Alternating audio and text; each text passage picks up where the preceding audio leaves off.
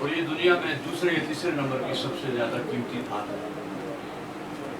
اور یہ بات بھی آپ سوالات کے علم میں ہے کہ اصل زر جو ہے وہ سونا اور چاندی ہے.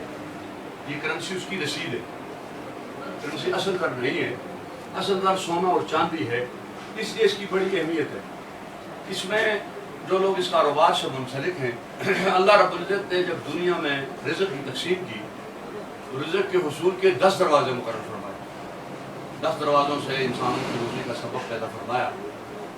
ان میں سے 9 دروازوں کو تجارت کے ساتھ منسلک کر دیا، اور ایک دروازے کو باقی تمام اسباب کے ساتھ، زراعت کے ساتھ، ملازمت کے ساتھ، باقی پیشوں کے ساتھ. 9 دروازوں کو تجارت سے منسلک کیا ہے. اور تجارت بڑا مقدس پیشہ ہے. یہ انبیاء کا پیشہ ہے، صلحاء کا پیشہ ہے. حضرت شیخ عبد القادر جیلانی رحمۃ اللہ علیہ کا بہت بڑا کپڑے کا کاروبار تھا. ایک مرتبہ دکان میں آئے تو ایک تھان پڑا ہوا تھا. انہوں نے دیکھا اس تھان کے اندر چھید تھا. تو انہوں نے اپنے کارندوں کو بتایا کہ جب تم گاہک پر یہ تھان فروخت کرو، اس کو یہ بتانا ہے کہ اس تھان کے اندر یہ چھید ہے. اگر تم نے خریدا تو خرید دو، نہیں خریدا تو اس کو اس طرح بغیر بخش بتائے بیچنا نہیں. تھان الگ کر کے رکھ دیا. پھر 2 دن کے بعد پھر اپنے اس جگہ پہ آئے، تشریف لائے اپنے اس کاروبار کے مرکز پہ. دیکھا وہ تھان وہاں نہیں تھا. تو ملازم سے پوچھا وہ تھان کدھر گیا؟ پھر ملازم نے کہا حضرت وہ تو بک گیا. اور انہوں نے پوچھا حضرت شیخ عبد القادر جیلانی رحمۃ اللہ علیہ نے پوچھا کہ تم نے وہ نقش بتایا تھا گاہک کو بیچتے وقت؟ اس نے کہا اللہ استغفر اللہ، میں تو بھول گیا جی، میں نے وہ نقش نہیں بتا سکتا اس گاہک کو. نہیں فرمایا کچھ دن کی جتنی کمائی بھی ہے اس کو اللہ کے راہ میں تقسیم کر دو، میرے حساب اس کو شامل نہیں کر. وہ جو چھید والا تھان فروخت ہوا ہے وہ کمائی میرے حساب میں جمع کر دے، بلکہ اس کو اللہ کے راستے میں خیرات کر دو، وہ میرے لیے کھانا حلال نہیں. اس لیے اگر نقش بتا دیا جائے تو سونے کے کاروبار میں سب سے زیادہ جو اہم چیز ہے وہ وزن ہے. وزن کے بارے میں اللہ تبارک و تعالیٰ نے فرمایا کہ اذا اقتالوا علی الناس یستوفون واذا کالوهم ووزنوا یخسرون. ان لوگوں کی جو جہنم کے یعنی وہ اقدار اور مستحق ٹھہرائے جائیں گے، ان میں ایک طبقہ یہ ہے کہ جب لوگوں سے چیز لیتے ہیں تو ان سے وزن پورا لیتے ہیں، اور جب اپنی طرف سے کوئی چیز فروخت کرتے ہیں تو وزن کم کرتے ہیں. ان کے بارے میں فرمایا کہ وہ جہنم کے اقدار اور مستحق ٹھہرائے جائیں گے جو وزن میں کمی بیشی کرتے تھے. سونے کا وزن بڑا حساس وزن ہے. اس میں تھوڑی سی بھی کمی بیشی سے ہزاروں کا اور لاکھوں کا جو ہے وہ اس میں آتا ہے، سلسلہ کم ہوتا ہے، بڑھتا ہے. اور یہ جو سونے کے کاروبار سے منسلک حضرات آپ میرے اس مجلس میں شامل ہیں، آپ سے میری درخواست ہے کہ آپ اپنے اوزان کو صحیح رکھیں اور اپنے کاروبار پر نظر رکھیں کہ اس میں کوئی چیز آرام راستے سے اندر داخل نہ ہو. زکوٰۃ کا معاملہ ہے وہ بڑا اہم ہے. میرے ایک بہت بڑے سونے کے تاجر ہیں، بہت بڑے حاجی جعفر کراچی میں ہیں، بڑا کاروبار ہے ان کا سونے کا. میں جب وہاں جایا کرتا ہوں میرے مدرسے کے ساتھ وہ بڑی مدد کیا کرتے ہیں. انہوں نے اس دفعہ میں ممبر پہ بیٹھا، وہاں آج 27ویں رمضان کی دعا تھی، آخری رمضان کی حفظ قرآن کی. ممبر پہ دعا دے بیٹھا، ہزاروں لوگ بیٹھے ہوئے تھے. مسجد اوپر نیچے بالکوٹ کی ساری مسجد بھری ہوئی تھی. ممبر پہ بیٹھا تو ایک دم ان کا کراچی سے ٹیلیفون آ گیا، حاجی جعفر کا ٹیلیفون آ گیا. انہوں نے کہا جی کہ میرے کاروبار کے لیے اور میرے کاروبار میں ترقی اور حفاظت کے لیے آپ نے دعا کرنا. تعلق ہو چکا اس کا میرے ساتھ، تو اگر تعلق اہل اللہ کے ساتھ ہو، علماء کے ساتھ ہو، اس میں دعائیں بھی شامل ہو جائیں گی اور اس میں وہ حلال اور حرام کا جو احساس ہے وہ بھی زندہ رہے گا. اگر علماء سے تعلق نہیں ہوگا، صلحاء سے تعلق نہیں ہوگا، پھر پیسہ ہو جیسا ہو یہ ذہن بن جائے گا، پھر پیسہ کمانے بعد بھی لگ جائے گا. میں یہ بات بڑی معذرت کے ساتھ کرتا ہوں. یہ حاجی طاہر محمد صاحب سارا زمانہ ہمارے یہاں بالاکوٹ میں گزارا اور بڑے نمازی اور بڑے پاکدامن زندگی انہوں نے گزاری ہے وہاں بالاکوٹ میں.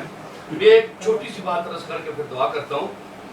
سونے کے تاجروں میں ہم نے بڑے بڑے لوگ دیکھے، بڑے بڑے لوگ دیکھے، نام لینا مناسب نہیں ہے، لیکن ان کا آخر میں ہم نے دیکھا ان کا جو معاملہ ہے وہ بڑا عبرتناک ہوا اور بڑا وہ یعنی وہ اس طرح کا ہوا ہے کہ آدمی کو اس سے بڑا سبق حاصل ہوتا ہے اور بڑا سبق ملتا ہے. اور بعض ایسے بھی دیکھیں جنہوں نے معمولی سی سرمایہ سے کام شروع کیا ہے اس فیلڈ میں اور ان کو ہم نے کروڑپتی ہوتے ہوئے دیکھا.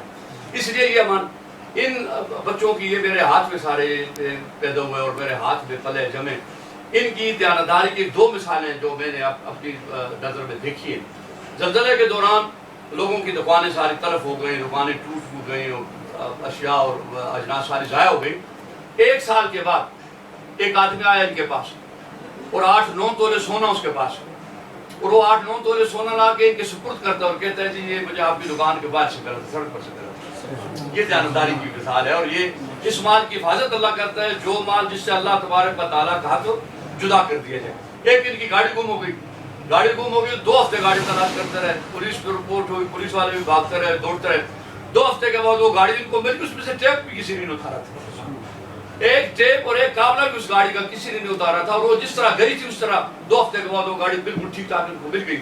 اس سے معلوم ہوتا ہے کہ ان کے معاملات جو مالی معاملات ہیں ان میں درستگی بھی ہے، اور ان میں احساس، اور ان میں یعنی یہ چیزوں کا پورا خیال اور لحاظ ہے۔ تو آپ سب حضرات سے میری درخواست ہے، جتنے کاروبار والے ہیں، آپ پر اللہ تبارک و تعالیٰ کا خاص انعام ہے کہ آپ کو اللہ پاک نے روزی کے آسان راستے سے منسلک کیا ہے اور بابرکت راستے سے منسلک کیا ہے، کاروبار آپ کے ہاتھ میں دے دیا ہے۔ اس میں دیانت اور امانت بنیادی چیز ہے۔ دعا کرتے ہیں کہ اللہ پاک ان کی اس دکان کو بھی کامیاب کرے، حاجی صاحب کا سایہ پر قائم رکھے، ان بھائیوں کا آپس میں اتفاق اور اعتماد اور محبت نصیب کرے۔ تمام بازار میں کساد بازاری ہے، بے روزگاری، اللہ پاک سارے بے روزگاری کے لیے کو دور فرمائے۔